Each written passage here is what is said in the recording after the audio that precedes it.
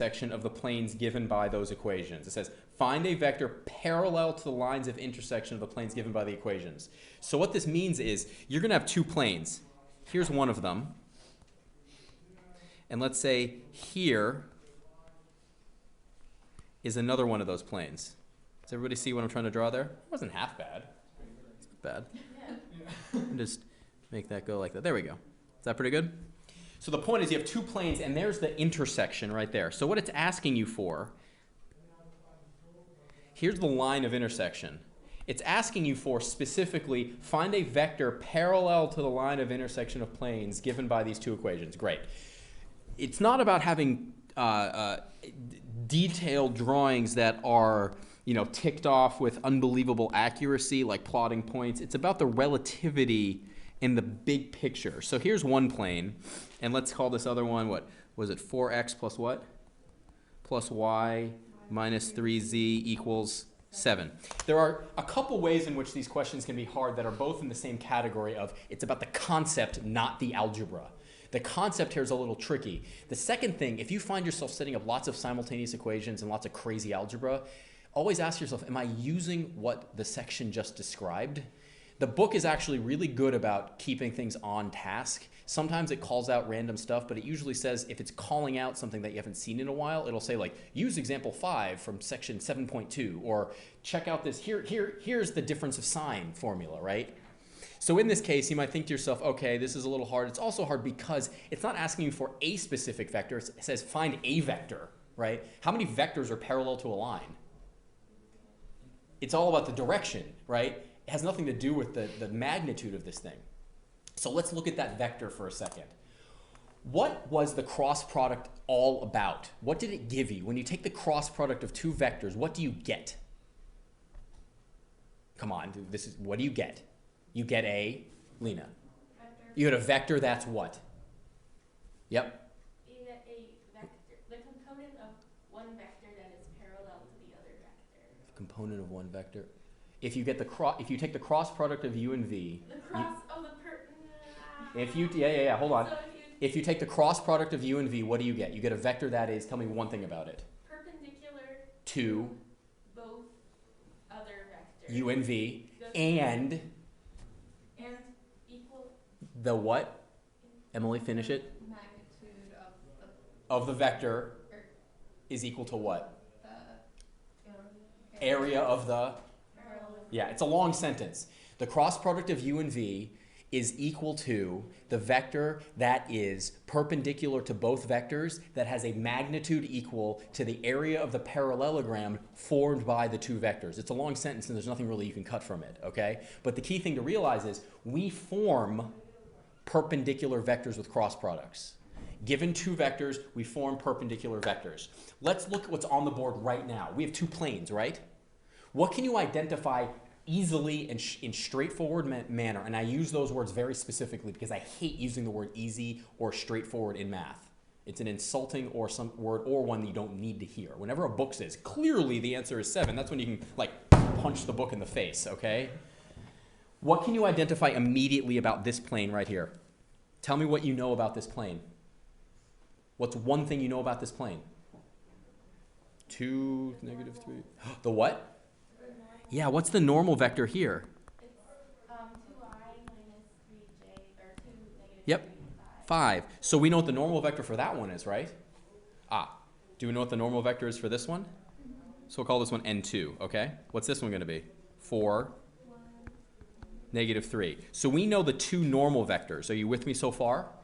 Let's add this to the picture. So let's say we take this normal vector and we place it here, so it's going to go up like this, right? And then on the other plane, this one's going to go out like this, correct? You with me so far? So this one right here is n2, and what's the other one? You with me so far? What happens if we take the cross product of those two vectors? We get a vector that's what? We get a vector that is, hey, I'm doing pretty good with the drawings today. This is pretty good. Nice, 3 space drawings. Look, we have two vectors that are perpendicular to our two planes. If we cross them, we get a vector that is perpendicular to our perpendicular vector. So where are we? Parallel. If you do perpendicular twice, where are you? you're kind of back where you start. It's like the fundamental theory of calculus when you integrate or differentiate either direction, you're kind of back where you started. So effectively, what does this question ask you to do? Take the cross product of two vectors. That's what this question asks you to do. But it's challenging because you need to see this. I can guarantee you the first time I saw this, even the second time I saw this, I'm like, but what about the angle? What about all this stuff? No, the whole point is, if you have the normal vectors, when you cross them, where are you back to? You're back to being parallel to your original two. Perpendicular, perpendicular, you're parallel to both of them. Does that make sense? Do you think you could finish this one on your own now? I'm drawing the concept. So let's just call this one 3, 4, 2. And this point in space is -2, 1, 0. And this one is 0, 2, 1. I could actually pick a perspective and make it look like that, by the way. Like any 3 points in space that aren't equal are going to generate a triangle, right? So I could change my perspective until it looks like that, right? Right. The point is, if you have 3 points in space, how many pieces of plywood could you lay on those 3 points? 1. There's only 1 piece of plywood that's going to be that plane. That is the unique plane. So the question is, how do you write the equation for a plane? You need 2 pieces of information. What's the first piece of information you need? You need a normal vector. And what's the second thing you need? Any point. What do we already have? We already have 3. We have 3 of them, right?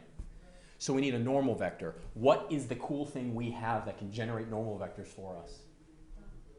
No, not the dot product, the cross product. The cross product is what generates a normal vector for us. How many different cross products do we potentially have here that we could compute that would give us something that would be totally fine? There's 3, and what can you do with each of those cross products? You could flip them, right?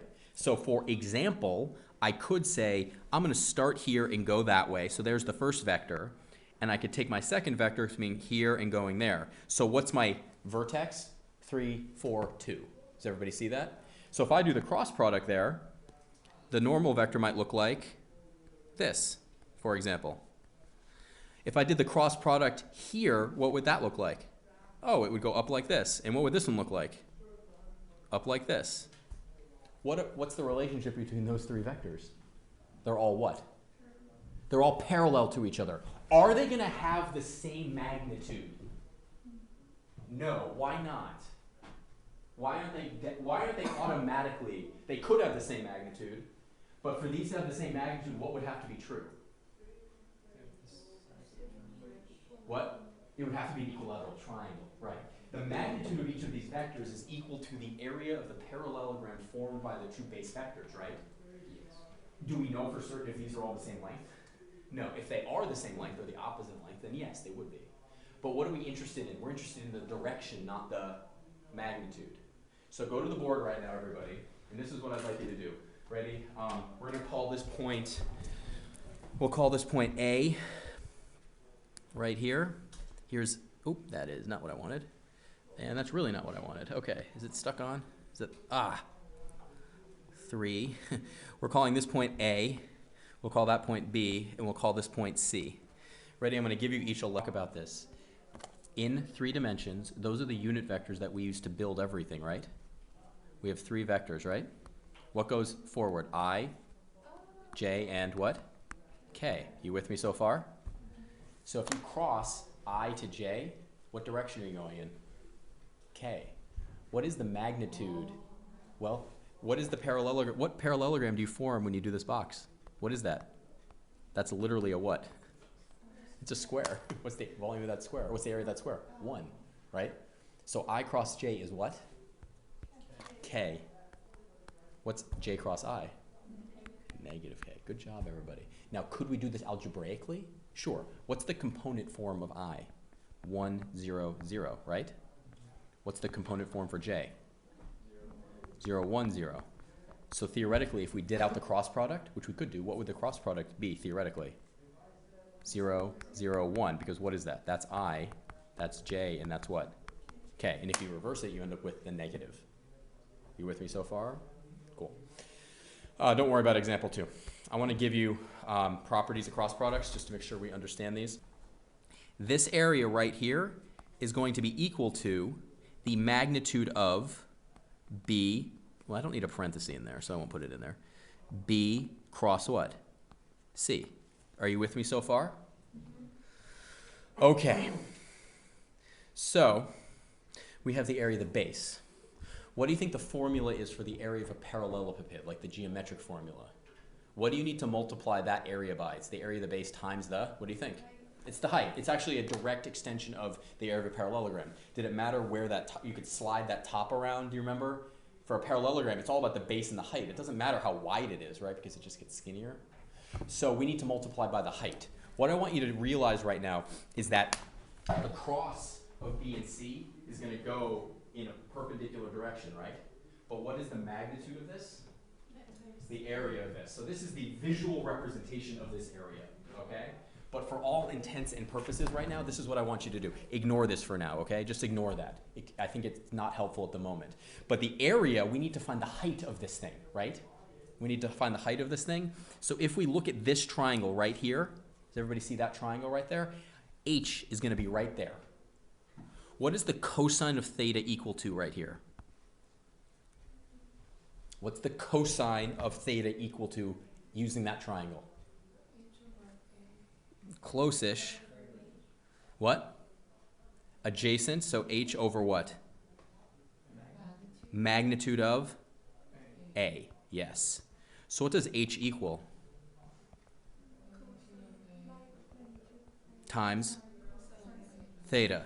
So using what we know right here, we take this, we know that the volume of this parallelepiped is equal to the base area, right? Times what? The height. What is the base area? Yes, exactly. And what's the height? Cosine of theta. What do you see? What do you see? So yes, volume is going to be equal to the dot product of two things. What are they? Though, of when possible, making things even simpler. They love reducing things down to their most core element. Like, how could we further reduce this? There's actually a way you could further reduce it.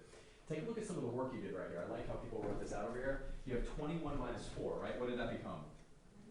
Minus 3, correct? What did the minus 3 get multiplied by? 3. Where did that 3 come from? That was A1, right? Okay, then you had this right here multiplied by A2. And then you had this multiplied by A3. A3 is multiplied by the K component right there of the A vector, right? What's sitting on the outside of each of these differences right here? I, J, and K. Or we just replace them. La! Bingo! The volume is actually equal to A1, A2, A3, B1, B2, B3, C1, C2, C3. What is that? 3 by 3 determinant. The volume of a parallelepiped is actually equal to the absolute value of the volume of the what you get with that formula right there. For this is the magnitude of S and the magnitude of S, and down here this is the magnitude of R. They just don't put the symbols in, okay? So when you're doing this question, you need to remember that. The other thing you need to remember is, I gave you this before, right? I presented this to you. I showed this to you. The area of the parallelogram, which is right there, is going to be 2 times the area of the triangle, which is 1/2 AB. Yeah, so instead of A and B, what do we have here? Magnitude of S, magnitude of R, and instead of sine, we have sine of what minus what? Beta minus alpha. So what happens to the two? This cancels, right? So you're proving this right here using that rule that they give you in the problem is equal to that. You're trying to show that these are the same. That's what you're trying to show. Find a part of the board. I'll keep this up on the board. Start working on it with anybody you'd like. I need you to be able to understand how to do